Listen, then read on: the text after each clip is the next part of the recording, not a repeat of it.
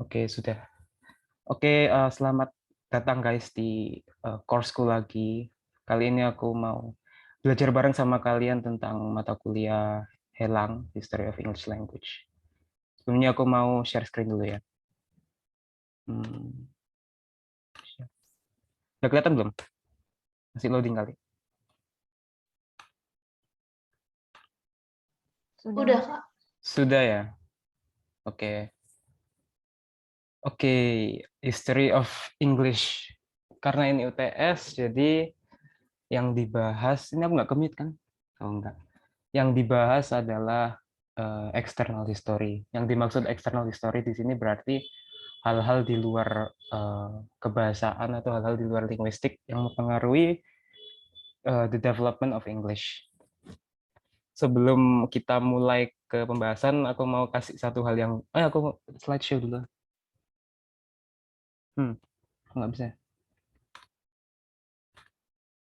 Bentar guys, aku full screenin dulu. Nah, sebelum aku mulai, aku mau ngasih hal yang basic dulu sebenarnya. Jadi bahasa Inggris itu masuk ke rumpun bahasa apa? Ya mungkin buat kalian yang belum tahu, jadi bahasa Inggris itu masuk ke rumpun Indo-European ya. Lebih khususnya rumpun Germanic. Biasanya apa hal yang mempengaruhi suatu bahasa itu masuk ke rumpun tertentu itu dilihat dari word ordernya biasanya atau dilihat dari secara sintaksnya. Jadi mungkin kalau kalian belajar nanti later ya, kalian akan menemukan bahwa serapan-serapan dari bahasa Inggris itu bermacam-macam. Ada yang dari Nordic, ada yang dari French, French dari bahasa Latin gitu. Tapi tetap rumpun dari bahasa Inggris atau the language family of English is Germanic, not for example Latin. Apa Latin itu rumpunnya apa ya? Italic ya. Jadi ini hal yang basic, bahasa Inggris adalah bahasa Germanic. Dan dari bahasa Germanic ini lebih spesifiknya ada apa? Bahasa Inggris itu rumpun West Germanic, dari Embryonic, Anglo-Frisian, Anglic, English. Frisian ini FYI itu aku lihat di YouTube sih, katanya Frisian itu adalah sister language of English, jadi bahasa yang paling dekat sama Inggris gitu secara grammar. Mungkin kalian bisa cari di YouTube. Oke, aku mulai nih. Aku mau recheck sekali lagi suaraku jelas kan? Jelas, Mas. Oke. Kita mulai dari ini cuman Kita mulai dari A1.1.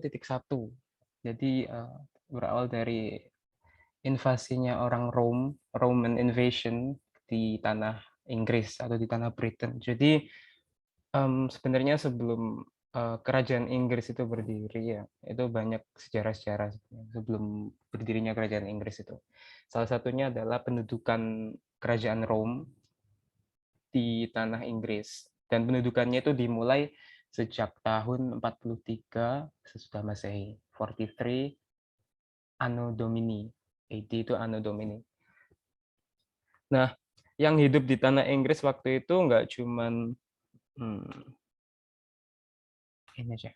Yang hidup di tanah Inggris waktu itu nggak cuman the Romans, tapi ada juga pribuminya, ada native inhabitants. Native inhabitants of the Britain waktu itu adalah the Celts atau the Britons, the Picts.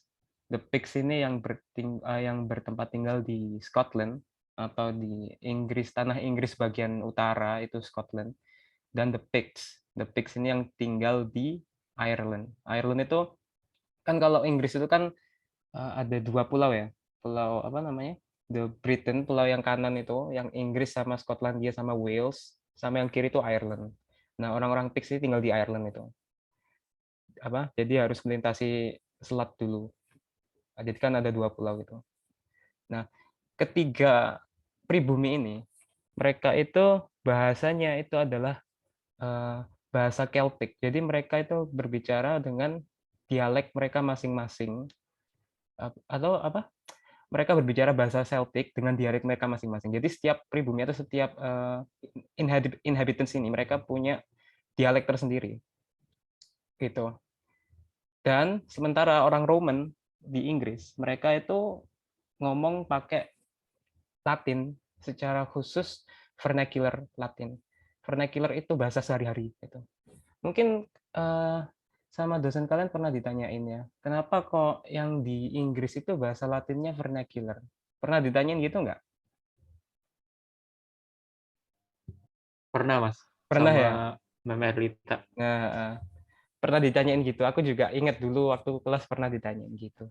Jawabannya adalah, kalau nggak salah ingat ya, kenapa kok mereka pakai vernacular dan bukan pakai yang formal? Ya karena di sana itu kan yang bertinggal di sana itu kan bukan orang-orang kerajaannya kan, tapi kan bukan kerajaan si Latin, bukan kerajaan, sorry. Bukan orang-orang atasnya lah, petingginya kan. Tapi kan orang-orang Roman yang katakanlah middle class gitu ya, atau soldiers-nya gitu kan. Nah, secara pasti mereka itu pasti akan berbicara pakai bahasa vernacular gitu loh. Jadi akhirnya yang terbawa ke sana itu adalah form vernacular dari bahasa Latin itu sendiri gitu. The Roman influences. Jadi di Inggris banyak sekali influence dari Romans. Salah satunya adalah bahasa Latin itu sendiri yang waktu itu dipakai sebagai language of the officialdom, jadi bahasa formal di sana. Dan it was spoken by the upper class in the British Isle. Jadi di sana itu bahasa Latin dipakai oleh the upper class atau orang-orang yang berkelas sosial tinggi gitu. Selain bahasa, ada juga peninggalan berupa buildings. Ya, kalau kalian ingat WCC ya, bangunan-bangunan peninggalan Roma itu kan yang melingkar gitu kan, kayak gitu. Di Inggris juga ada peninggalan-peninggalan seperti itu. Kayak London itu FYI dulu waktu di zaman Latin kalau nggak salah namanya itu Londonium. Terus akhirnya berubah jadi London. FYI aja tapi nggak masuk ke ulangan kok.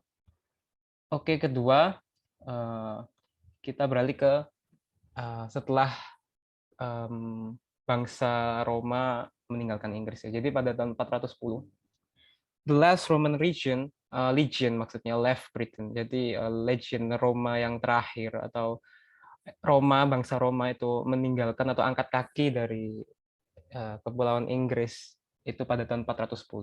Karena apa? Waktu itu karena di negaranya itu kayak terjadi huru-hara gitu. Jadi akhirnya yang membuat pasukannya itu ditarik mundur semua. Nah, karena Roma ini selalu membantu Brighton, ya. Roma ini temannya Brighton. Nah, karena Roma ini pergi dari Inggris, Brighton akhirnya vulnerable. Vulnerable itu lemah gitu.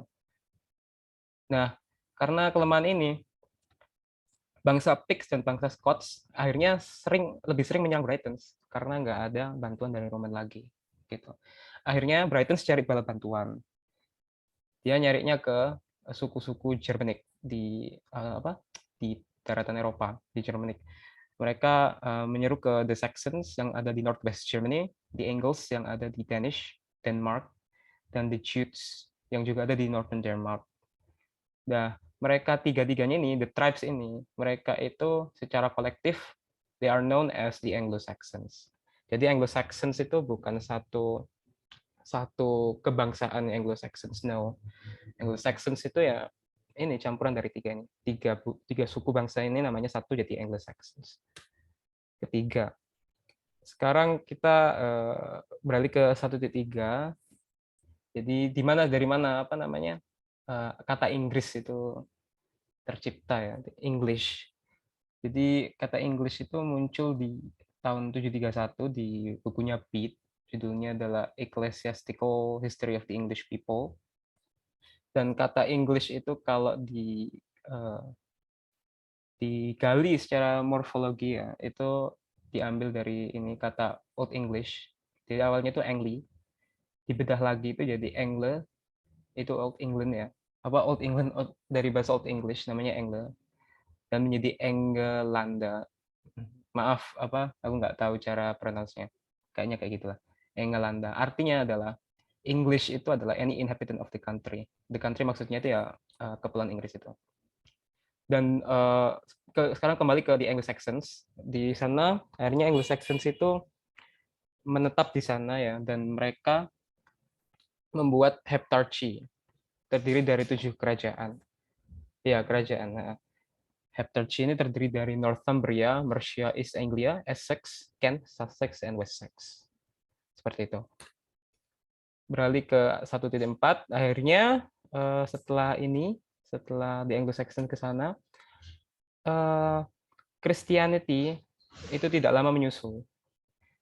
Gitu. Jadi dari awalnya ini Old English, bahasa Old English ya, OE, emerged as the Germanic dialects of the Anglo-Saxon settlers. Jadi Anglo-Saxon settlers itu yang ibaratnya itu ya yang menuturkan pertama kali bahasa Old English. Old English ini terbentuknya dari mana? Dari dialek Germanik tadi yang aku sebutin tadi. Dan nggak cuman dari Germanik aja.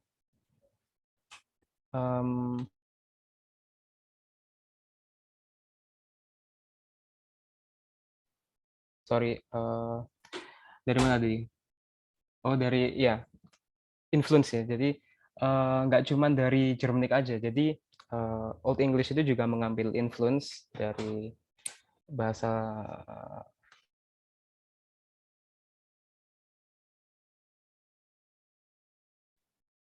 jadi dia apa namanya? Old English juga mengambil influence dari kata-kata atau vocabulary dari bahasa Latin dan juga bahasa Celtic. Tapi bahasa Latin ini yang mempunyai lebih banyak influence ke Old English seperti itu. Nah, pada tahun 597 Christianity akhirnya mencapai Britain. Dari siapa yang membawa? Dari Augustine yang dikirim oleh Pope Gregory the First. Akhirnya ada satu raja pertama dari The Heptarchy tadi, raja dari Kent, namanya Ethelbert. Dia jadi raja pertama yang dibaptis oleh Christianity ini dan menjadi Archbishop pertama dari The Canterbury. Canterbury itu salah satu daerah di Inggris gitu. And then Latin akhirnya karena Christianity akhirnya masuk kembali, nggak masuk kembali. Christianity masuk pertama kali ke England, yang mana Christianity itu apa? Kita tahu Christianity itu bahasanya Latin ya. Akhirnya Latin masuk kembali ke Inggris gitu dan mempunyai efek ke Inggris yaitu vocabulary, dan juga Latin juga digunakan lagi sebagai the language of the church and the language of learning, sebagai bahasa agama, sebagai bahasa yang dipakai di church dan juga bahasa yang dipakai untuk learning gitu. Nah, sekarang setelah Christianity masuk, ada the Vikings, the Viking invasion, katakanlah seperti itu. Vikings ini datangnya dari Skandinavia, Scandinavian aggressors. Namanya adalah the Danes. Anglo-Saxons ngomongnya itu the Danes ya. The Danes ini menyerang Britain dan mereka akhirnya low system resource. Attack Britain. Jadi mereka menyerang Britain dan mereka akhirnya itu mampu mencaplok daerah sebelah timur Inggris. Karena kan Skandinavia itu kan tempatnya di sebelah timur dari dataran Inggris ya.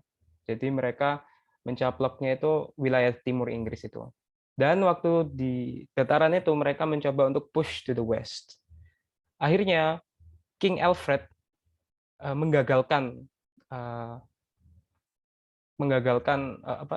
usaha dari the Danes itu. Dan dia King Alfred ini meng-push back the Danes ke Wessex. Akhirnya terciptalah the Danelaw, peraturan the Danelaw yang memisahkan antara the Danes sama Heptarchy yang ada di barat seperti itu. Akhirnya karena gampangannya itu Heptarchy itu akhirnya bersatu ya dan dipimpin oleh King Alfred ini sebagai become the first king of Anglo-Saxons.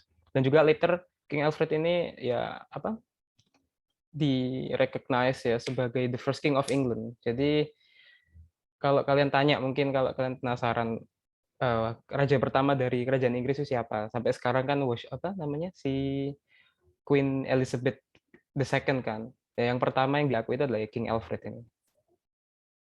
Jadi ya secara teknis Queen Elizabeth itu cucu kesekiannya King Alfred.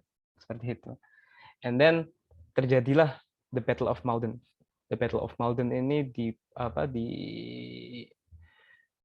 Battle of Malden ini dilakukan oleh Essex lawan para Viking yang dipimpin oleh Olaf dan dibantu oleh Svein.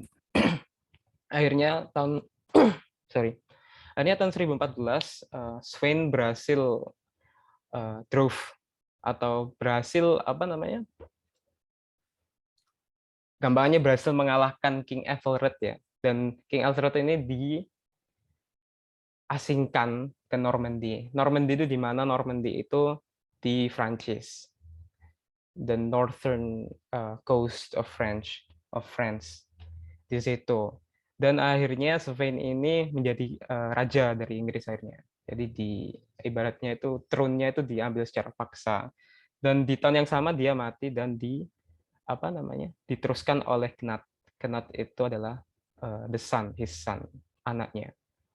Seperti itu kira-kira 1.5. Dan di 1.2 bukunya membahas tentang apakah sebenarnya kalau kita ngomongin tentang sejarah Inggris itu, is it the history of English or is it the history of Englishes gitu. Sebenarnya yang lebih cocok itu history of Englishes. Karena kenapa? Karena kita kalau ngomongin di buku itu ya, kalau kalian baca, kita itu nggak cuma ngomongin bahasa Inggris satu gitu aja. Tapi kita ngomongin banyak variasi bahasa. Jadi Inggris itu bervariasi itu. Ada Inggris ini, ada Inggris itu. Jadi lebih cocok sebenarnya itu the history of Englishes gitu. Kelihatan di sini juga kita nggak cuman kalau kita ngomongin OI, Old English, kita nggak cuman ngomongin satu bahasa OI gitu aja. Old English itu ada 4 dialects yang at least recorded ya, yang not recorded mungkin lebih banyak lagi. Tapi ini yang recorded adalah dialek dari Kentish, dialek West Saxon, dialek Mercian, and then Northumbrian. Ini keempat dialek dari Old English yang survive zaman ya, yang akhirnya bisa diketahui oleh historian gitu. Nah, dari keempat dialek itu mana yang paling powerful? Yang paling powerful adalah West Saxon. Kenapa kok dialek ini powerful? Karena reasonnya satu sih sebenarnya, power. Jadi orang-orang yang menggunakan West Saxon itu adalah orang-orang yang powerful. Gitu. Jadi sebenarnya language itu language is always political. Jadi dialek mana yang dipakai, bahasa mana yang dipakai itu adalah ada sangkut pautnya sama penuturnya gitu. Kalau penuturnya powerful ya bahasanya akan secara nggak langsung akan ikut powerful juga gitu. Dan ini ada contoh-contoh lain nanti kalau kalian baca bukunya. And then waktu itu nggak ada boundary yang clear tentang dialek. Karena apa? Karena monks ya waktu itu kayak penyebar agama gitu. Mereka itu kan pergi dari satu monasteri ke satu monasteri. Nah, itu yang membuat dialek ini overlap gitu dari satu monasteri ke monasteri. Jadi nggak ada clear distinction atau clear boundaries atau secara geographical itu ada boundariesnya. Gitu. Karena ya gitu tadi, karena monks gitu. Ini sudah mencakup week 1 sih sebenarnya ya. Pertemuan 1 kalian waktu itu. Mungkin ada yang ditanyakan sebelum kita beralih ke Middle English. Ya, Middle English. Aku kecepatan pace-ku. Mungkin mau agak lambat atau gimana.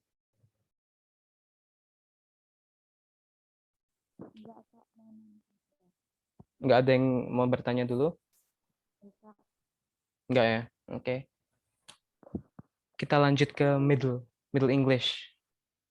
Middle English ini, all the historians agree that Middle English started on 1066. Jadi 1066 ini tahun apa? 1066 adalah tahun terjadinya salah satu event yang mungkin sangat terkenal ya, yaitu the Norman invasion, Norman conquest ya. Norman invasion, Norman conquest. Jadi sebelum yang melatar belakangi Norman Conquest itu adalah waktu itu Raja Inggris ya, Edward the Confessor. Dia itu terkenal untuk apa namanya? Fill royal court-nya itu dengan orang-orang Prancis gitu, French speakers. Dan pada tahun 1066 Edward the Confessor ini meninggal. Dan kalau di Inggris itu kan kerajaan itu penggantinya itu kan anaknya langsung ya, karena kan monarki. Monarki itu berarti diturunkan ke anaknya. Bukan kayak kita yang apa namanya? Republik ini kan presiden kan dipilih gitu. Kalau monarki enggak, monarki itu keturunannya itu adalah penggantinya orang tuanya kalau yang raja, kalau dia mati gitu. Nah, Edward the Confessor ini tidak ada penerusnya karena dia nggak punya anak gitu. Akhirnya ada 2 orang yang mengklaim throne dari Inggris ini. Yang pertama adalah Harold Godwinson, yang kedua ini adalah William of Normandy. Kedua-duanya ini sama-sama punya bukti yang kuat kalau katanya itu Edward the Confessor itu memilih mereka gitu loh. Nah, akhirnya dispute itu yang mengakibatkan perang Hastings, Battle of Hastings di tahun 1066 atau yang lebih terkenal disebut Norman Conquest. Di sini William of Normandy tried to take the throne by force gitu. Dan akhirnya Harold mati dan William of Normandy itu menjadi raja dari Inggris waktu itu. Dan namanya berubah jadi William the Conqueror gitu. Akhirnya Norman Conquest complete.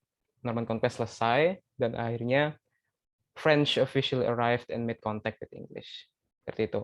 Jadi Norman itu kan kita tahu dari apa? Norman itu kan daerah di Prancis ya. William of Normandy itu orang Prancis gitu loh. Akhirnya ya karena itu tadi ya akhirnya secara official orang Prancis itu akhirnya masuk ke kerajaan Inggris itu beserta bahasanya yang akhirnya nanti later mempengaruhi bahasa Inggris itu. From Old English to Middle English.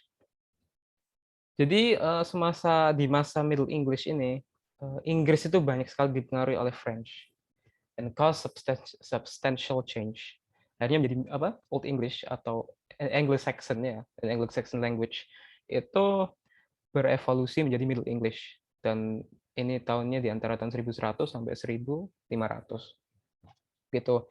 And the William Conqueror kenapa kok French banyak menginfluence Inggris? Karena banyak hal sebenarnya. Waktu itu William Conqueror apa namanya? Membuat kebijakan, bukan membuat kebijakan sih. Bahasa yang dipakai di zaman William the Conqueror waktu itu ya. Dan akhirnya later diturunkan ke king-king setelahnya. Itu the language of administration and church itu adalah bahasa Latin. Jadi bahasa Latin digunakan untuk keperluan administration and church. And then French was used in the royal court, dipakai di royal court. English, di mana English nggak dipakai gitu. English dipakainya ya di kalangan masyarakat biasa gitu. Dan masyarakatnya pun itu adalah masyarakat yang low class gitu. Masyarakat yang high class cenderung memakai French. Akhirnya English got downgraded. Secara struktur sosial, French menginfluence Inggris dalam beberapa hal. Salah satunya menginfluence Inggris dalam inflectional system. Jadi yang membuat English mengalami decline dari inflectional system. Detailnya ada di buku, sebabnya apa mungkin kalian bisa baca sendiri. And then ada beberapa borrowing words atau calquing dari Inggris ke French. Jadi Inggris banyak menggunakan atau banyak memborrow ya, meminjam kata-kata dari French itu, yang akhirnya mempengaruhi English at many linguistic levels. Salah satu penyebab dari borrowing words ini adalah karena peningkatan dari intermarriage antara orang Inggris dan French yang mengakibatkan anak mereka itu akhirnya menjadi bilingual English French, dan mereka berbicara dengan code switching gitu. Jadi berbicaranya itu ya Inggris Prancis gitu, code switching gitu, istilah sosiolinguistik. Jadi misalnya kayak pencampuran bahasa, pencampuran kode seperti itu. Next, nah akhirnya in the late Middle English ya bahasa Prancis mengalami decline dan English akhirnya rise back on top seperti itu. Apa yang membuat bahasa Prancis decline secara gradual adalah 3 hal, sebenarnya 3 hal utama. Yang pertama itu adalah Orang Inggris, bukan orang Inggris. Kerajaan Inggris waktu itu kan menguasai Normandia. Nah, di zaman King John di tahun 1204, Inggris itu kehilangan daerah Normandy. Kehilangan karena dicaplok oleh Prancis, kerajaan Prancis. Akhirnya ini membuat orang Inggris itu marah gitu, dan akhirnya menciptakan stronger identity of English among English nobility. Akhirnya karena ini terjadilah bukan karena ini aja sebenarnya, ada banyak hal lagi sebenarnya. Tapi timeline-nya itu setelah Normandy itu dicaplok oleh Prancis ya, terjadilah the Hundred Years War, perang 100 tahun antara England and France maksudnya. Henry V began to write dispatches home with English. Jadi Henry kelima itu adalah Raja Inggris ya. Karena waktu itu raja-raja Inggris sebelum dia itu kebanyakan menggunakan bahasa Prancis. Mulai dari Henry V ini, karena meletusnya perang 100 tahun, Henry V ini mulai menggunakan bahasa Inggris lagi gitu. Karena dia berpendapat to write in French is to write in the language of the enemy. Jadi dia nggak mau menggunakan bahasa Prancis. Akhirnya muncullah strong national identity of English. Gitu. Again ya, language is political. Salah satu buktinya ini. And then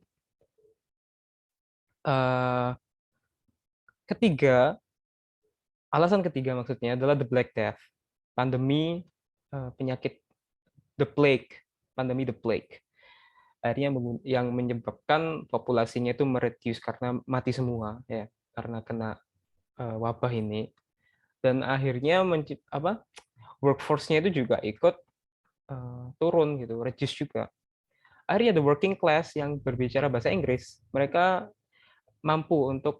bukan mampu karena banyak yang meninggal ya dari kelas di atasnya yang berbicara bahasa Prancis. Orang-orang yang English speaking persons, mereka itu panjat sosial gitu. Jadi mereka itu mampu untuk naik gitu karena kan kelas sosial di atasnya kan itu sudah mati gitu lah ibaratnya. Akhirnya karena peristiwa itu, karena banyak orang Inggris yang naik kasta sosialnya itu naik, English speaking person itu yang banyak yang naik kasta sosialnya, bahasa Inggris jadi prestigious lagi gitu. Karena ya ini tadi penutur bahasa Inggris tadi itu kelas kasta sosialnya naik, ya secara otomatis bahasanya yang mereka pakai ikut naik juga kastanya, seperti itu.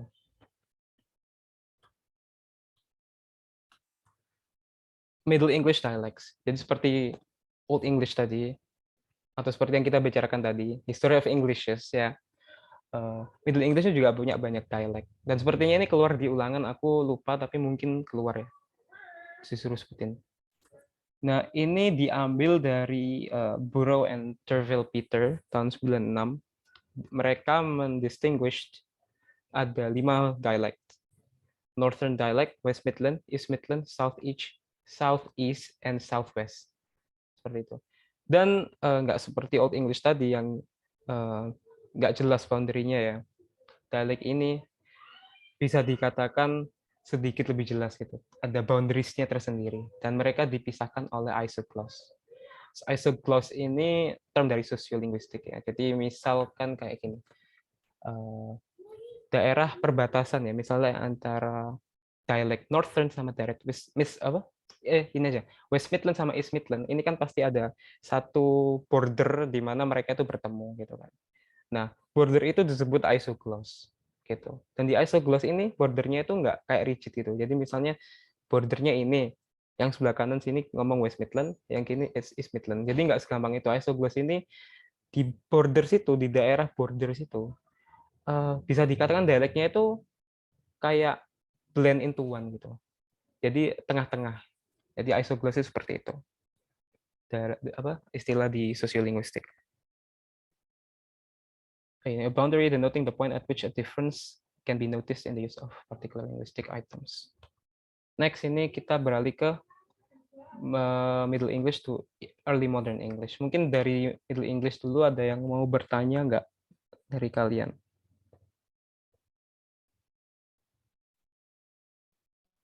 Mas, aku mau tanya tuh, Mas. Silakan.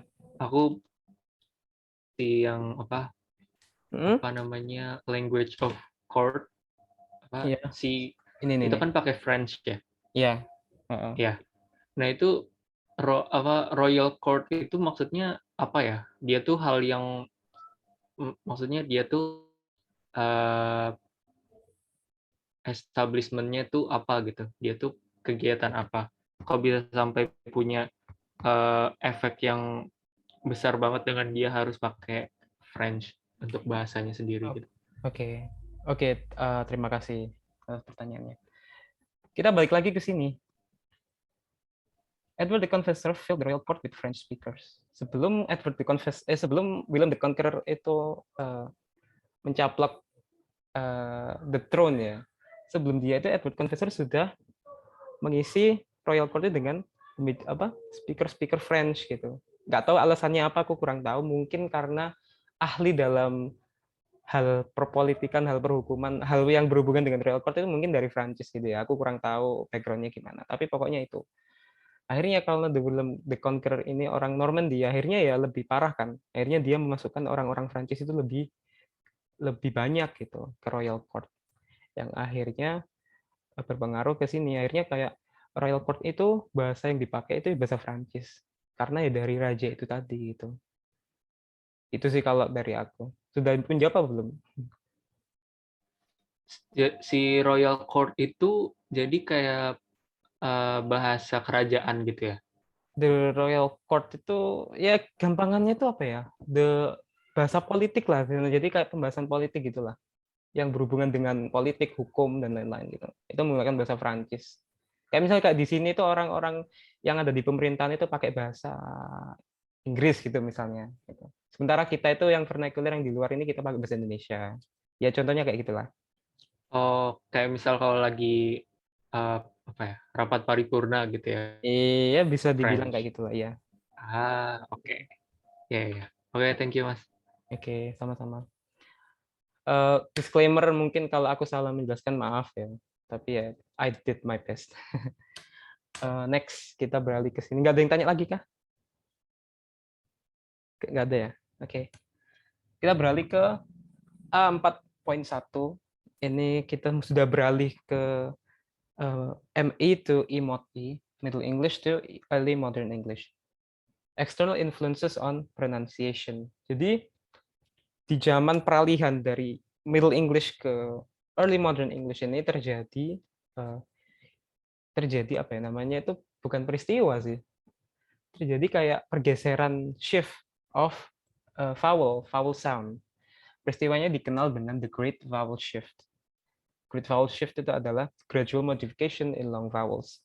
Ini mungkin ini bakal dibahas lebih lanjut di The Linguistic History ya. Nanti setelah UTS di mana internal history ini bakal dibahas lebih lanjut. Maksudnya vowel shift, maksudnya vowel itu naik itu gimana? Maksudnya nanti ada di internal history of English language. Jadi mungkin nggak perlu dibahas lebih lanjut sih kalau ini. Cuman kita perlu tahu apa yang melatar belakangi GVS ini. GVS ini dari salah satu linguis ya, namanya William Leboeuf. Mungkin yang ambil sosiolinguistik mungkin familiar sama William Leboeuf. Great Vowel Shift ini kemungkinan ya. Jadi kemungkinan belum pasti. Kemungkinan itu termotivasi or it was motivated by the merchant classes. Jadi merchant classes secara kita tahu kan merchant itu kan pedagang itu kan beralih dari satu daerah ke daerah lain gitu ya. Nah, dari daerah-daerah itu pasti masing-masing itu punya varieties of English tersendiri gitu. Akhirnya mereka itu secara tidak langsung mereka itu akan memproduksi dari apa yang mereka dengar gitu. Mereka akan memproduksi atau mengoutputkan bahasa Inggris bahasa Inggris itu dengan input-input yang mereka terima. Jadi misalnya kayak satu merchant ini ke daerah West Midland, habis itu berdagang ke daerah East Midland gitu. Pasti akan bercampur gitu. Dan akhirnya yang akhirnya menginfluence atau yang membuat terjadinya the Great Vowel Shift seperti itu. Roughly seperti itu ya. Kedua, di sini di era peralihan ini ada satu yang apa? Ada satu hal yang terkenal yaitu the translation of the Bible. Jadi waktu itu ya sebelum John Wycliffe ini, dia itu sebelum dia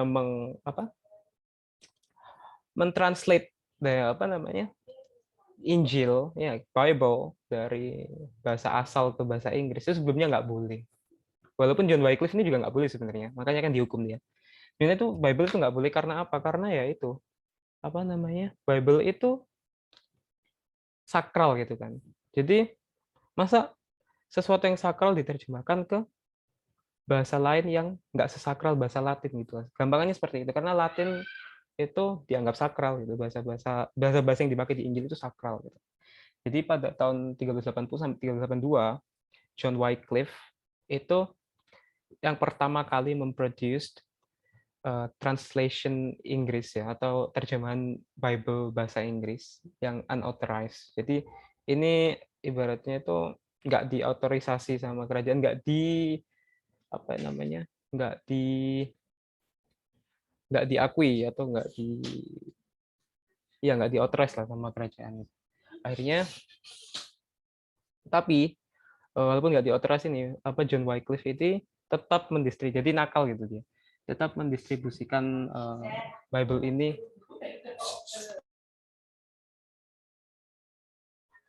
Jadi tetap mendistribusikan Bible terjemahannya dia itu ke kemana namanya ke berbagai macam daerah di Inggris gitu. Dan yang mendistribusikan ini namanya adalah Lollards. Nah akhirnya yang apa namanya karena terjemahan Inggris ini, terjemahan Bible ini, akhirnya ini menciptakan increase in literacy among common people. Jadi sebelumnya common people itu nggak punya akses gitu, karena nggak tahu bahasanya, gampangannya seperti itu. Tapi karena ini diterjemahkan ke bahasa ibunya mereka, ke English, mereka akhirnya bisa membaca. Akhirnya itu menciptakan increase in literacy. Akhirnya tapi di-ban di tahun 1382. Jadi nggak boleh beredar lagi, ketahuan ibaratnya. Wycliffe akhirnya dihukum karena heresi. Nah, setelah Wycliffe ada lagi yang mencoba buat mentranslate ya. Namanya William Tyndale. William Tyndale ini bisa dibilang lebih ekstrim. Dia mentranslate langsung ya dari apa Bible itu dia translate langsung dari bahasa asalnya, dari Hebrew sama dari Greek. Seperti itu. Langsung diterjemahkan dari situ. Akhirnya dia juga biar gampang menyelundupkannya ya. Dia apa namanya? Mengkopinya atau mendistribusikannya itu dengan atau memproduksinya itu dengan apa ukuran yang kecil gitu, pocket size. Jadi biar nggak ketahuan dan di print di Cologne. Cologne ini di Jerman, jadi di negara Jerman. Akhirnya terus di smuggle into England. Jadi dari Cologne di smuggle ke England, gitu, ke Inggris. Tyndale akhirnya setelah ini dia nggak berhenti. Dia mentranslate lagi Old and New Testament, gitu. Akhirnya yang membuat yang membuat Tyndale ini dihukum mati gitu.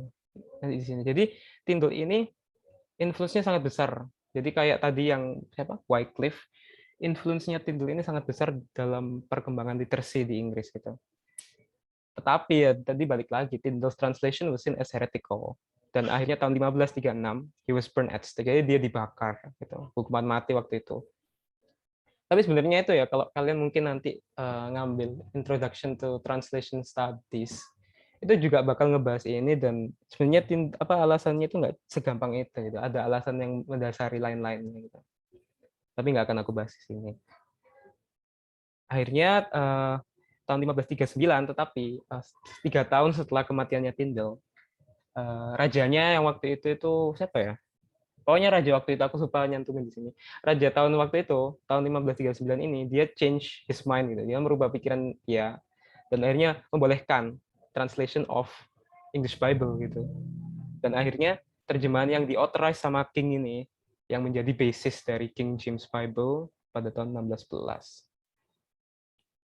Bible ini bisa dibilang influential buat perkembangan bahasa Inggris karena dari Bible itu banyak frasa-frasa idiomatis ya yang tercipta seperti ini, to spite the land, the apple of his eye, the skin of my teeth, etc. Jadi bisa dibilang ada influence-nya itu.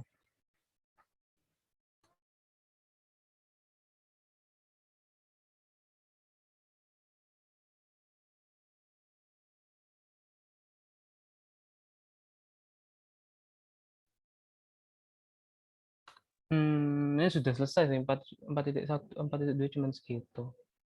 Mungkin ada yang tanya nggak guys dari 4.2 ini? 4.1, 4.2. Nggak ada ya? Oke, aku lanjutin. Nah, di sini kita berbicara mengenai standards ya, the emerging standards, the emerging English standards, dan juga beberapa dialek. Ini masuk ke era tetap sama kayaknya, Middle English to Early Modern English.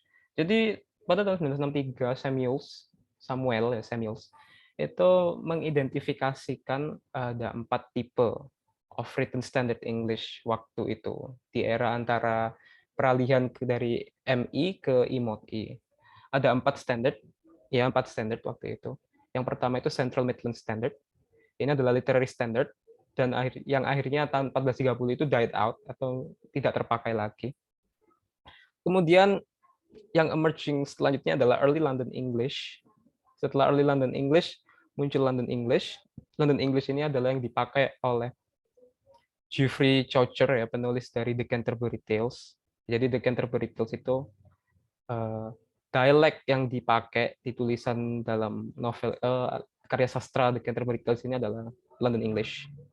Setelah London English ini muncul yang namanya Chancery Standard. Chancery Standard ini adalah standard English yang preferred. It was preferred by the royal bureaucracy. Bahasa yang dipakai di birokrasi royal, birokrasi kerajaan gitu. Nah, dari keempat itu tadi 4 standar ya. Sekarang di era ini juga muncul itu printing press. Penciptanya itu William Caxton. Jadi printing press ini berimpact sangat besar pada perkembangan bahasa Inggris dan juga literacy tadi, growth of literacy. Jadi pada tahun 1476 William Caxton set up the first printing press di Westminster. Westminster itu di London kayak. Ya di Westminster pokoknya. Akhirnya karena printing press ini more text could be produced. Jadi lebih banyak teks bisa diproduce karena printing press ini. Yang berimplikasi ke ini rapid spread of ideas. Salah satunya tadi ya Tyndale's Bible tadi itu. Jadi spread of ideas itu semakin mudah karena printing press itu. Yang selanjutnya adalah the spread of a particular variety of English. Jadi the printing press ini karena di-set di Westminster, secara otomatis banyak tulisan-tulisan yang dimuat atau yang diproduksi itu adalah tulisan yang menggunakan dialek atau ada di dialek London Standard itu. Akhirnya karena ini kan dari printing press itu kan pasti disebarin ke seluruh bagian di Inggris ya. Akhirnya ya London Standard ini terpakai gitu loh. Jadi tersebar gitu di berbagai juru di Inggris gitu. Akhirnya yang mengakibatkan ini jadi London Standard gitu. Di era ini sudah early modern English, juga muncul dictionaries dan juga buku-buku yang grammar atau buku-buku yang membahas tentang tata bahasa seperti itu. Pada tahun 1712 ini Jonathan Swift mempropose pertama kali bahwa bahasa Inggris itu atau bahasa itu bisa di-fix gitu. Jadi prescriptivist lah. Jadi grammar Nazi gitulah. Dia di bukunya yang berjudul A Proposal for Correcting, Improving and Ascertaining the English Tongue. Tahun 1712 ini sudah early modern English ya, sudah masuk jauh ke early modern English. Nah, untuk dictionaries ini ada beberapa dictionaries. Yang pertama itu dictionaries yang pertama kali muncul ya, dictionaries yang pertama kali muncul. Ini bukan dictionary satu tapi dictionaries banyak. Jadi kamus-kamus yang pertama kali muncul waktu di eranya Caxton itu adalah kamus-kamus bilingual antara pasangan bahasa Inggris dan bahasa Prancis gitu. Caxton English French ini harusnya bukan French Dictionary in 1480. Selanjutnya Ada Richard Cowdery dengan A Table Alphabetical yang ditulis, atau bukan ditulis, diproduksi, diterbitkan tahun 1604. Di sini Richard Cowdery menulis atau memasukkan 2.500 kata-kata yang bisa dibilang hard words atau big words ya, kata-kata yang sophisticated seperti itu. Ada lagi yang ketiga Stephen Skinner. Stephen Skinner ini lebih banyak lagi. Jadi dia nggak cuma kata-kata yang sophisticated tadi, tapi juga dia memasukkan common words, kata-kata setiap hari yang dipakai di masyarakat gitu. Dan juga etimologinya. Etimologi itu asalnya dari mana kata itu gitu. Di dalam kamusnya yang berjudul A New English Dictionary. Ada yang keempat adalah dictionary-nya John Curtis 1702. Di sini dia memasukkan 28.000 kata, common words ya, kata-kata yang terpakai di publik ya. Dan yang terakhir ini yang terkenal dan yang paling impresif menurut bukunya itu adalah Samuel Johnson 1755. It was the most impressive and the most authoritative yang menginclude 43.000 kata dan juga ilustrasi. Tapi perlu diketahui bahwa buku-buku ini tuh kita belum membahas ke American English, ini masih British semua gitu. Karena kita belum ke sana kan. Next, English in the New World. Ini baru kita mau masuk ke American English ini. Ini peralihan dari Emot E ke Modern English. Mungkin sebelumnya di sini Emot E ada yang mau tanya? Ada yang mau tanya, guys? Nggak ada kah?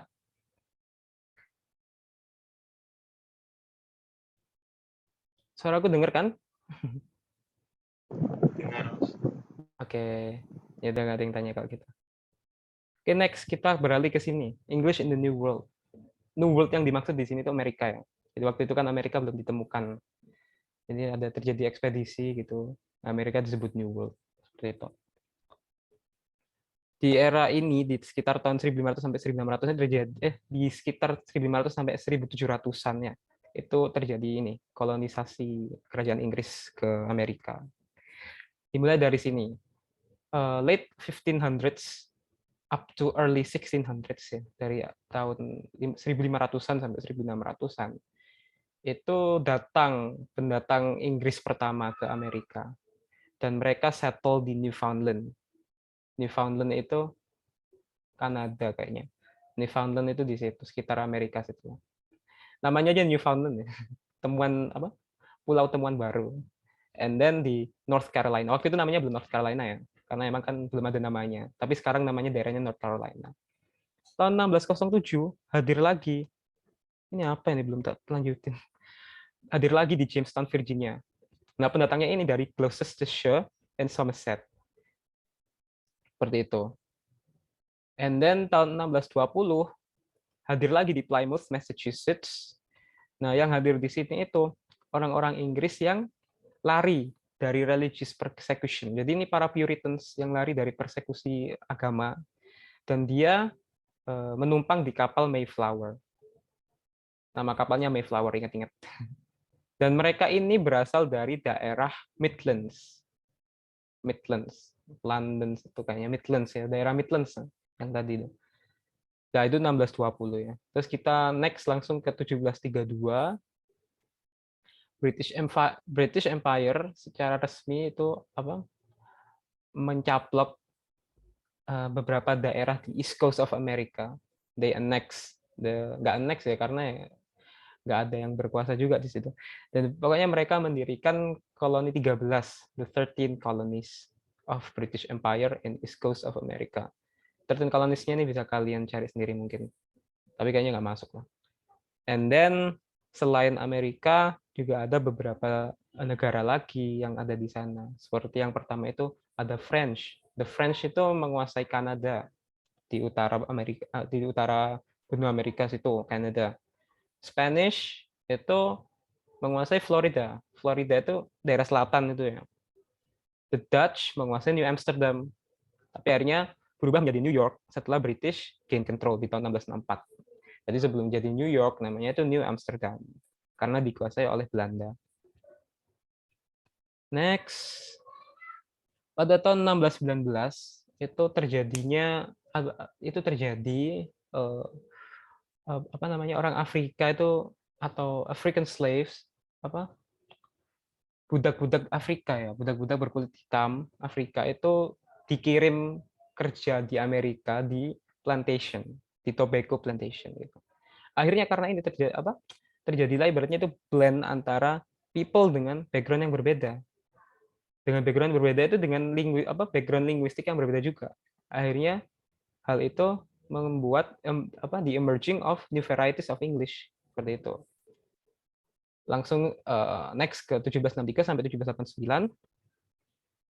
Ini peristiwa yang itu sebelum terjadinya di American Revolution ya. Jadi waktu itu England itu gain control of Canada ya, dan juga sisi timur dari sungai Mississippi, dan juga Florida. Jadi daerah kekuasaannya Inggris itu jadi banyak, jadi besar di situ. Jadi di Amerika itu orang Inggris itu yang paling kuat lah pengaruhnya. Ini FYI, ini peristiwanya itu ada di perang namanya itu The Seven Years' War, nama perangnya, tapi nggak masuk di sini. And then it became the largest colonial power in America, bahkan in the whole world, seperti itu. Dan dia di situ akhirnya mereform colonial system. Untuk mereform colonial system ini, orang Inggris mencharge penduduk di sana, penduduk di Amerika situ, mencharge lebih untuk urusan tax dan juga custom duties. Akhirnya orang-orang yang tinggal di sana itu berontak gitu. Akhirnya terjadilah perang revolusi Amerika, the American Revolution or War of Independence, yang terjadi tahun 1775 sampai 1783. Akhirnya koloni Inggris tadi, 13 koloni tadi itu merdeka dari Inggris. Dia akhirnya menciptakan negara baru sendiri namanya United States of America tadi. Dan George Washington itu adalah presiden pertama dari bekas koloninya Inggris tadi itu, Amerika. Karena kan kayak tadi itu, kalau kalian ingat Inggris sama Prancis, orang Inggris kan menolak berbicara di Prancis. Sama ya, orang Inggris juga menolak untuk kayak menyamakan bahasa Inggrisnya mereka dengan orang Inggris yang ada di Britain situ. Jadi ya ada Noah Webster, ini American English pada 1878. Noah Webster ini seorang scholar ya. Noah Webster menciptakan An American Dictionary of the English Language yang terdiri dari 70.000 kata, 70.000 entries. Nah, kekuasaan Inggris ini nggak cuma di Amerika. Jadi banyak lagi negara-negara yang dicaplok sama kerajaan Inggris. The spread of English continued to India, to Africa, and to Australasia. British in India, kita bahas dulu di India. Jadi British di India, British Empire datang ke India itu, it was resulted from the British East India Company in 1600, yang awalnya tujuannya itu untuk trade gitu. Di sini BEIC, British East India Company itu ada di sini Calcutta, Bombay, and Madras. Atau ini nama sekarangnya Kolkata, Mumbai, sama Chennai. Nah, akhirnya dari situ British itu menguasai India dari tahun 1765 sampai tahun 1947. Jadi India itu merdekanya 1947, duluan kita. And then English was established as the language of administration and education there. Gitu. Was established. Dan karena itu, karena Inggris itu menjadi bahasa administrasi dan education, akhirnya menciptakan bilingual people di sana. Jadi orang-orang India itu jadi bilingual semua. Kenapa kok jadi bilingual? Karena ya itu karena tadi itu. Karena percampuran bahasa, ada bahasa Inggris terpakai di sini gitu. Sementara di kehidupan sehari-hari mereka tetap pakai bahasa India itu bahasanya apa ya? Hindi ya. Akhirnya kenapa kok mereka berbahasa Inggris? Jadi bahasa Inggris itu nggak dipaksakan di India. Menurut bukunya itu nggak dipaksakan. Jadi mereka itu seperti orang India itu seperti diiming-imingi. Karena kalau kalian mau paham, ini katanya orang Inggris ke India ya, ilustrasi aja. Katanya kalau orang India itu mau paham tentang Western knowledge, Western specific, mereka harus bisa bahasa Inggris gitu. Jadi untuk mendapatkan akses ke sana kan buku-buku berbahasa Inggris itu mereka harus bisa bahasa Inggris gitu. Akhirnya itu yang menciptakan orang India itu bilingual seperti itu. Selain karena ini tadi. Jadi bukan dipaksakan. Gitu. And then karena itu tadi akhirnya English came in context with the local languages. Karena tadi banyak hal tadi. Selain di India, bahasa Inggris juga menjadi bahasa administration and education di Malaysia, di Singapura, and then di Hong Kong. Seperti itu. Next, 6.3. Nah, selain di India dan di Asia, ya British also established colonies in Africa. Jadi di Afrika itu British itu juga menguasai daerah di sana gitu untuk mengeruk kekayaannya, terutama di South, di East, and in the West Africa. Dan di sana British Empire itu mengimpose standard varieties of English to be used for official purposes. Akhirnya karena itu ini muncullah pidgins, English-based pidgins. Pidgins itu apa? Pidgins itu adalah gampangannya ya, itu istilah sosiolinguistik lagi. Pidgins itu adalah sebuah bahasa yang dipakai, yang digunakan untuk dua orang atau dua komunitas speech yang berbeda itu untuk kontak dengan sesama, dengan each other gitu. Jadi apa namanya? Misalnya orang ini Inggris sama orang Afrika ya. Untuk menjembatani komunikasi mereka itu ada pidgins. Pidgins itu percampuran atau peleburan dari bahasa Inggris sama bahasa Afrika. Ini bukan code switching ya. Bedanya code switching sama pidgin apa? Jadinya panjang, nanti jadinya sosiolinguistik. Beda, pokoknya itu beda. Pokoknya itu peleburan dua bahasa gitu. Pidgin. Dan pidgin ini nggak punya native speaker gitu. Jadi nggak ada native speaker yang berbicara pidgin ini. Gitu. Nah kalau ada satu case, beberapa case itu yang membuat apa akhirnya pidgin itu punya native speaker. Nah, kalau pidgin punya native speaker namanya bukan pidgin lagi, tapi namanya Creole, bahasa Creole seperti itu. Tapi kalau belum punya native speaker itu masih pidgin namanya. Itu di Afrika ya. Dan akhirnya di Australia. Nah, di Australia apa Inggris itu datangnya tahun 1788. Jadi agak telat lah, agak later gitu. Di Australia itu digunakan atau di-establish sebagai penal colony. Jadi untuk apa tahanan, koloni tahanan. Jadi di Inggris itu tahanan atau penjara itu penuh. Akhirnya mereka memindahkan kayak tahanannya itu ke Australia seperti itu. Berbeda dengan Australia, New Zealand itu free colony gitu. Jadi New Zealand itu free colony. Di koloni sama Inggris tapi free, jadi bukan penal colony. Dan mereka tiba di 1840. Dan juga sama dengan hal yang lain tadi, English came in contact with the local languages. Kalau di Australia dengan bahasa-bahasa aborigin ya, bahasa-bahasa asli Australia, di New Zealand itu dengan Maori, bahasa Maori, New Zealand. And then in 19th century, English became global language. Jadi English menjadi bahasa global, bahasa yang dipakai di seluruh penjuru dunia gitu. Itu. Walaupun akhirnya tahun abad 20 itu decline bahasa Inggris. Oh, maksudnya kok bahasa Inggris apa? The British Empire decline di tahun di abad 20. Di abad setelahnya. Tahun 1900-an, 20th century. Nah, sebelum ke apa ini? Present day English, ada yang mau bertanya nggak? Ini ke bab terakhir ini, present day English.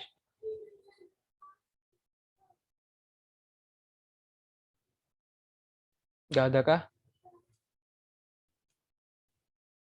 No?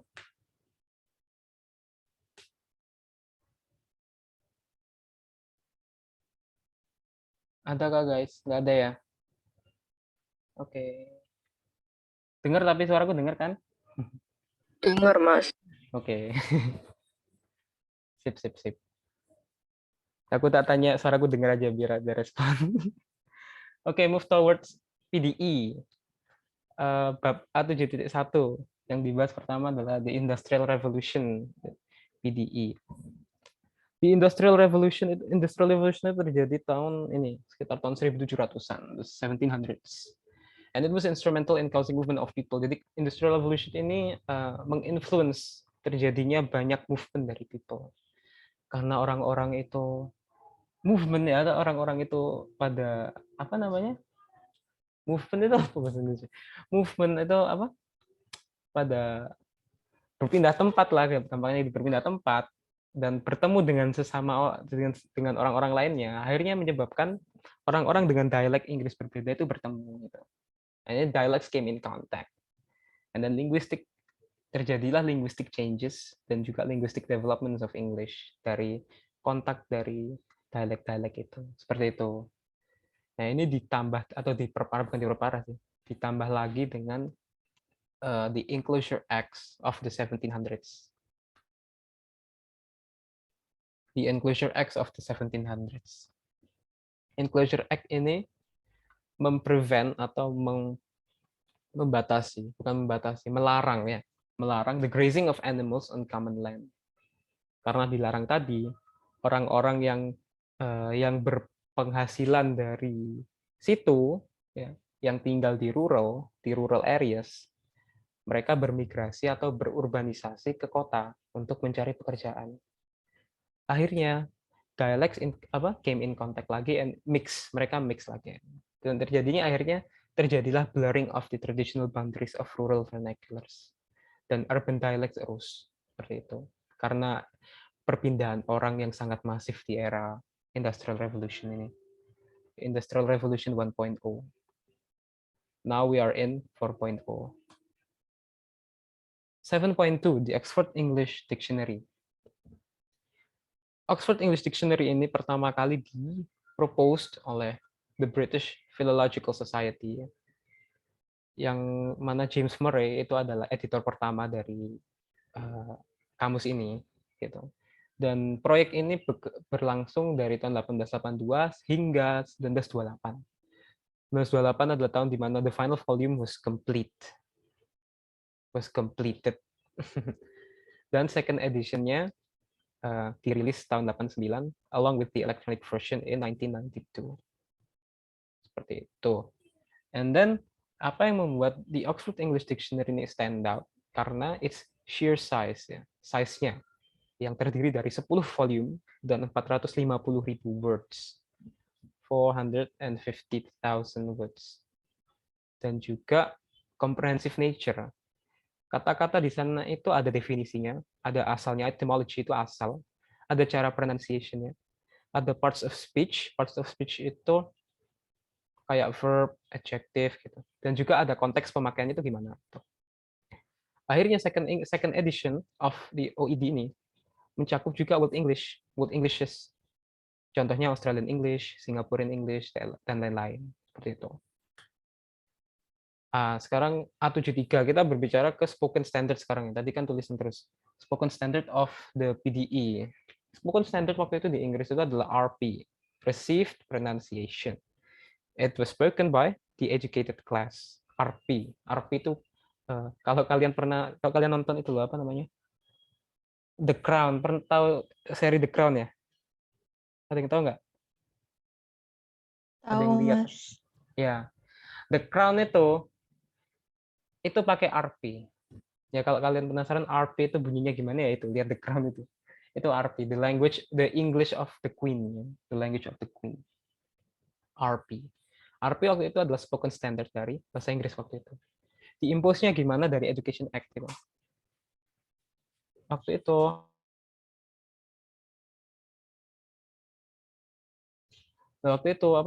tahun 1870 ya, in the 1870 itu the British Empire ya, kerajaan Inggris itu menciptakan Education Act, di mana waktu itu anak-anak terekspos dengan the standard form of English, in the sense of spoken standard English ya, to a much greater extent. Seperti itu. Standard English-nya yang mana ya, ini RP ini tadi. Akhirnya the middle class itu beradaptasi. Jadi mereka takut dikira, oh, aku nggak high class dong kalau nggak ngomong ini. Gitu. Akhirnya mereka mengadopsi atau beradaptasi dengan RP itu tadi. Jadi mereka berbicara dengan RP juga akhirnya. Secara conscious ataupun unconscious. Kalau bukunya ngomongkan kayak gitu. Akhirnya waktu BBC itu British Broadcast, it was founded in 1921. It was adopted RP. It adopted RP as the accent of choice. Jadi accent yang dipakai oleh oleh BBC waktu itu di siaran radionya di siaran radionya itu penyiarnya itu pakai RP gitu. Seperti itu. Jadi akhirnya ya itu aspek-aspek yang mempengaruhi RP ini sebagai becoming the spoken standard waktu itu.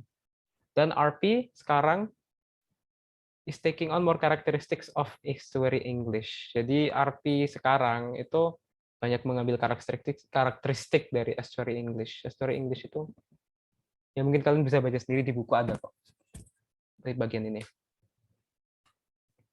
Next, A74 dan A75 aku campur langsung. A74 itu ada linguistic consequences of war, ya, Perang Dunia I. Jadi kita tahu karena we know that tahun awal-awal ya, the early 1900s itu terjadi 2 perang besar kan, the Great War, World War I and World War II.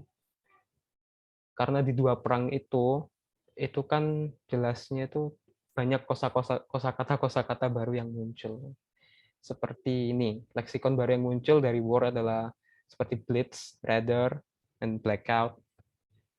Gitu. Dan juga selain invention of word tadi, ada juga karena perang kan, jadi akhirnya itu banyak terjadinya pertemuan antara trup satu dengan trup yang lain. Yang itu dari daerah yang bermacam-macam juga pastinya. Akhirnya hal ini menyebabkan dialek itu berkontak. Gitu. Jadi ada kontak antara dialek satu dengan dialek yang lainnya gitu. Because of the large movement of the troops waktu itu. Dan yang ketiga adalah technology and communication. Jadi kita tahu sendiri kan tahun 1900-an itu teknologi dan komunikasi itu secara masif itu berkembang pesat sekali. Dimulai dari 1868 itu ada transatlantic telegraph cable. It was about apa? Ini tuh rapid spread of news gitu. Jadi kayak telegraph cable itu tentang apa ya, telegraf ya itulah apa? Mode komunikasi waktu itu akhirnya berakibat pada rapid spread of news. Karena apa? Rapid spread of news tadi itu dibawa ke penjuru dunia gitu kan. Dan transatlantic cable ini dikontrol oleh British waktu itu. Nah, akhirnya karena dikontrol oleh British ya secara tidak langsung bahasa yang dipakai itu jelasnya bahasa Inggris ya. Akhirnya karena itu English akhirnya menjadi the language of international communication karena dari sini tadi. Selain ini ada juga yang tadi BBC. BBC World Service Broadcast, radio dan TV. Makanya bahasa Inggris jelas dan juga internet www. www aja kepanjangannya kan pakai bahasa Inggris kan, the World Wide Web seperti itu. Terakhir ini English a global language. Kita bahas English sebagai a global language sekarang di BDI ya. Jadi tahun 2003 Crystal itu ngomong gini, while language becomes a global language has little to do with the number of people who speak it. It is much more to do with who those speakers are. Gitu. Jadi mungkin kalau kalian tahu ya, penutur bahasa Cina itu sebenarnya lebih banyak dari penutur bahasa Inggris. Oh, kenapa ini? Oh, sebenarnya lebih banyak. Tapi kenapa kok Cina itu bukan language global language? Kenapa kok bahasa Mandarin itu bukan global language? Padahal kan penuturnya lebih banyak gitu kan? Enggak, bukan masalah di banyaknya penutur. Tapi yang menyebabkan itu adalah ini. This much more to do with who the speakers are. Sepowerful apa? Baik lagi ke tadi ya, language is always political. Language is power, ada kaitannya dengan power. Gitu. Siapa yang powerful, bahasanya itu juga powerful. Seperti itu. Ada beberapa faktor ya, yang menyebabkan English berubah, atau English menjadi the lingua franca of this world ya. Atau membuat English menjadi the global language. Yang pertama itu jelas adalah the British Empire tadi. Itu efeknya yang koloni sana, koloni sini akhirnya kayak menjadi faktor yang sangat-sangat besar salah satunya ya dari the expansion of the British Empire itu. Yang kedua adalah technology advancement yang tadi sudah dijelaskan tadi salah satu contohnya. Dan akhirnya yang ketiga juga adalah economic crisis of the US after World War II. Karena US ini pakai bahasa Inggris dan dia mengalami development ekonomi yang sangat pesat ya. Akhirnya bahasa Inggris juga itu juga terestablish menjadi global language gitu karena US kan speakernya kan US kan orangnya kan English speaker kan ya, jadi itu yang mempengaruhi dan mungkin itu juga yang mempengaruhi kenapa kok bahasa Inggris yang rata-rata ada di di Indonesia atau dimanapun itu terinfluence dengan warna bahasa Inggrisnya Amerika kan daripada British. Ya, jadi ya mungkin sebabnya karena ini juga itu. Bahasa American English itu bisa dibilang ya sekarang itu lebih powerful daripada British English. Makanya kan lebih banyak yang ngomong, yang banyak banyak orang-orang non English speaker yang mengadopsi American English itu. And then yang terakhir adalah special rules dari bahasa Inggris.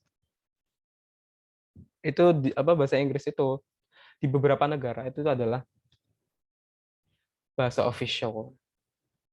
It is the official language in several countries. Dan juga di negara-negara yang nggak menggunakan bahasa Inggris sebagai bahasa official, bahasa Inggris itu diajarkan di negara-negara tersebut sebagai ini, English as a second language atau English as a foreign language. Ya seperti kita sekarang kan, waktu kita SMA, bahkan waktu kita kuliah aja kan kita ngambilnya sastra Inggris gitu kan. Jadi ada special rules di bidang pendidikan salah satunya. Bahasa Inggris itu diajarkan di mana-mana. Seperti itu. Yang kedua adalah globalization, dan yang juga merubah bahasa Inggris and changes in English. Kita mengenal istilah ini di sosiolinguistik ya, atau di sosiologi juga, lingua franca. Jadi bahasa Inggris itu adalah lingua franca dari dunia ini gitu, dari the world. Lingua franca is English. English as a lingua franca. Lingua franca maksudnya di sini adalah English itu digunakan sebagai the way of communication by speakers of different first languages. Misal kita kan bukan native English speaker ya. Kita misalnya ngobrol nih dengan orang Jepang sama orang Prancis ya, orang Korea gitu. Nah, aku atau kita nggak bisa bahasanya mereka, mereka juga nggak bisa bahasa kita. Jadi yang dipakai bahasa apa? Bahasa Inggris. Nah, itu yang menyebabkan Inggris akhirnya ya sebagai lingua franca. Karena maksud dari lingua franca ini adalah bahasanya itu dipakai oleh orang-orang dengan latar linguistik yang berbeda gitu, dengan first languages yang berbeda-beda gitu. Mereka berkomunikasi dengan apa? Dengan sesama itu, ya dengan bahasa Inggris, dengan bahasa lingua franca itu. Maksudnya lingua franca itu kayak gitu. Dan yang kedua, bahasa Inggris itu juga dipakai secara khusus standard English. It is used in international organizations seperti NATO, UN, WHO, dan lain-lain. And then buat standard English ini menghindari penggunaan idioms dan colloquialisms. Karena kenapa? Karena idioms dan colloquialisms itu sangat bound to culture gitu. Jadi kayak idiomnya bahasa Inggris itu kan kalau diterjemahkan ke Indonesia secara literal itu kan agak aneh gitu. Jadi benar-benar bound to culture, culture bound words gitu. Itu dihindari. Nah terakhir ini, thank you, terima kasih. Jadi sudah sampai situ, insya Allah itu sudah mencakup ya ringkasan lah dari apa yang kalian pelajari di External History of English Language. Aku stop share ya. Stop rekam. Nggak bisa di stop rekam ini. Oh ini bisa. Nggak bisa. Nanti lah. Oke, mungkin ada yang mau bertanya guys.